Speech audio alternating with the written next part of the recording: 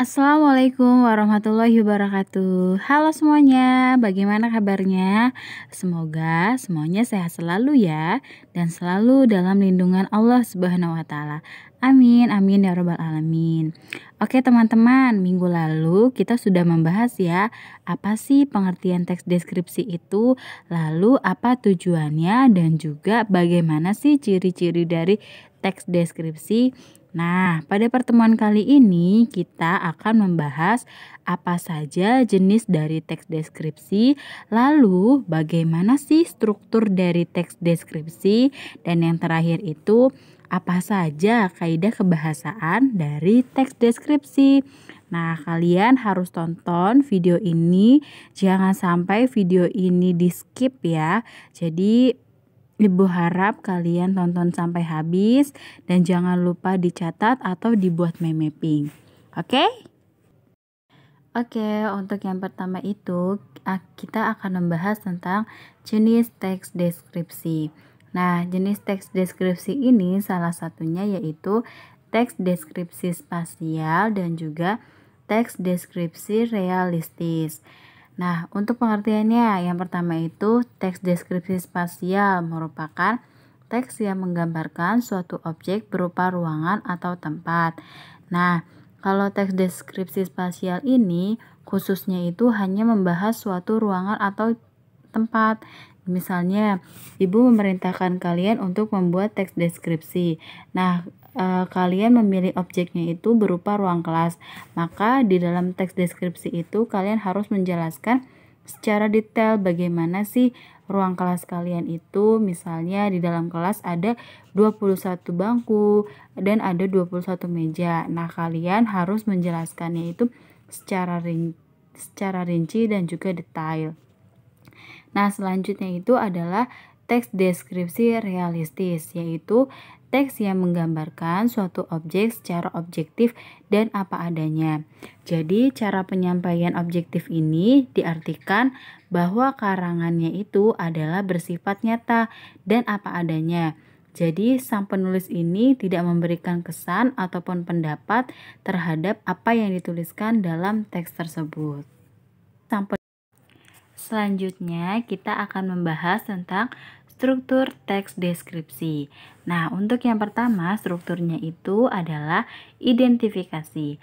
Nah, dalam bagian identifikasi ini, kalian harus mengisi nama objek yang dideskripsikan, lalu lokasinya, sejarah lahirnya, lalu apa sih makna nama dari lokasi tersebut, dan jangan lupa ditambahkan pernyataan umum tentang objek yang kalian deskripsikan. Misalnya, kalian ingin mendeskripsikan sebuah pantai sawarna. Nah, kalian deskripsikan pantai sawarna ini terletaknya di mana sih? Lalu apa saja sejarahnya dari adanya pantai sawarna ini? Terus kira-kira ada nggak ya maknanya dari nama pantai sawarna ini?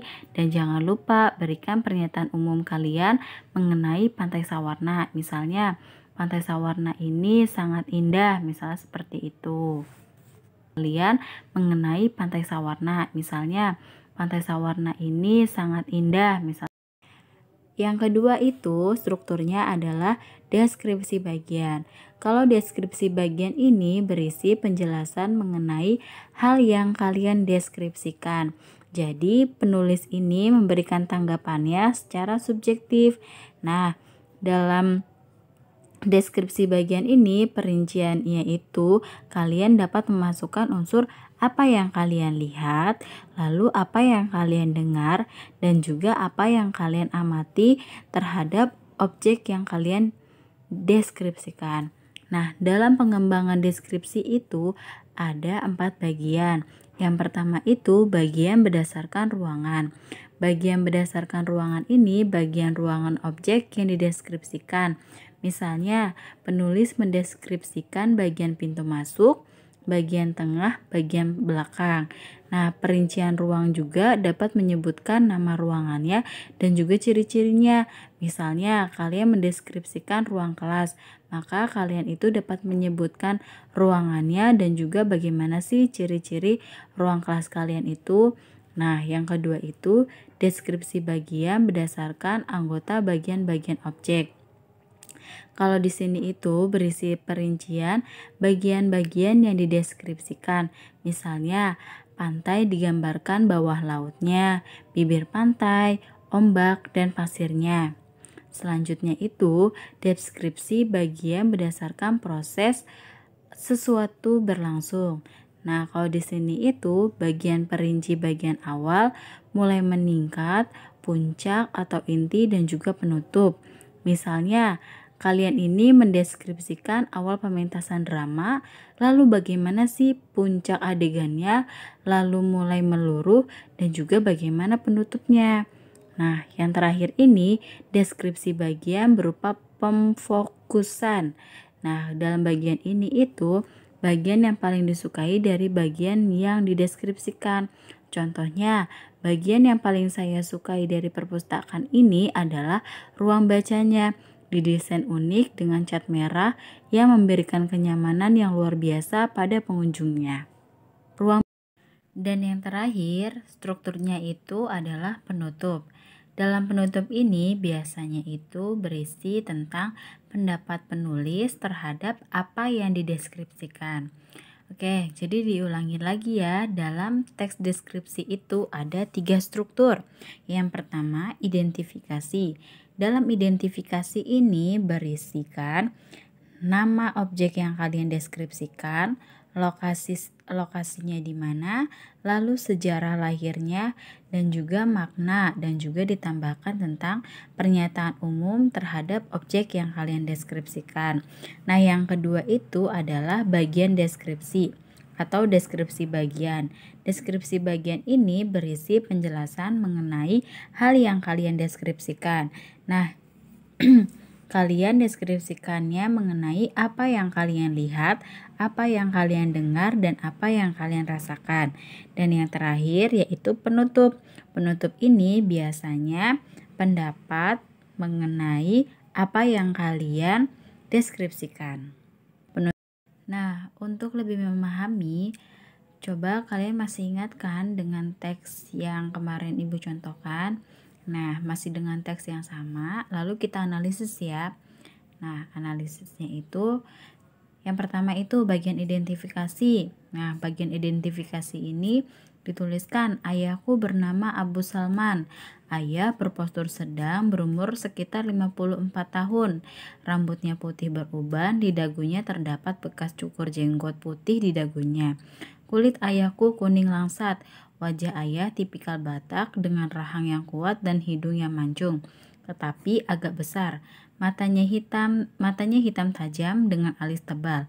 Sepintas ayahku seperti orang India. Nah, di bagian identifikasi ini berarti di teks ini menjelaskan atau mendeskripsikan bagaimana sih seorang ayah itu, apa sih ciri-ciri fisik dari seorang ayah itu. Nah, itu adalah bagian identifikasi. Nah, yang kedua itu bagian deskripsi. Nah, tadi kan Bu Nai sudah menjelaskan bahwa di bagian deskripsi ini menjelaskan apa yang kalian lihat, apa yang kalian dengar, dan apa yang kalian rasakan. Nah, di sini dijelaskan bahwa meskipun kelihatannya mengerikan, ayahku adalah orang yang sabar. Nah, dari kalimat ini dia itu menunjukkan bahwa apa yang dia rasakan. Nah, wajahnya teduh dan selalu tersenyum menghadapi masalah apapun. Dari kalimat ini juga sudah menjelaskan bahwa apa yang dia lihat tentang sosok si ayah tersebut. Nah, diingatkan lagi ya, pokoknya di bagian deskripsi bagian ini kalian harus menjelaskan apa yang kalian lihat, apa yang kalian dengar, dan apa yang kalian rasakan mengenai objek yang kalian deskripsikan. Nah, kalau di bagian penutup ini itu biasanya berisi tentang pendapat sang penulis. Nah, coba kita lihat pendapatnya seperti apa. Nah, kalimatnya itu tidak seperti orang Batak yang logatnya agak keras. Ayahku sangat pendiam. Nah, ini dari kalimat ini sudah menandakan bahwa pendapat sang penulis mengenai seorang ayah itu adalah sosok ayah adalah sosok yang pendiam. Gitu ya. Diulangi lagi. Kalau identifikasi itu berarti kalian boleh memasukkan unsur, bagaimana sih ciri fisiknya. Lalu misalnya tentang tempat atau ruangan, berarti kalian boleh menjelaskan apa sih namanya, lokasinya di mana dan sebagainya. Ya, yang kedua itu deskripsi bagian. Deskripsi bagian ini menjelaskan apa yang kalian deskripsikan. Jadi apanya nih? Bisa yang kalian dengar, bisa yang kalian lihat dan kalian rasakan. Nah, di bagian penutup ini biasanya berisi tentang pendapat sang penulis terhadap objek yang kalian deskripsikan.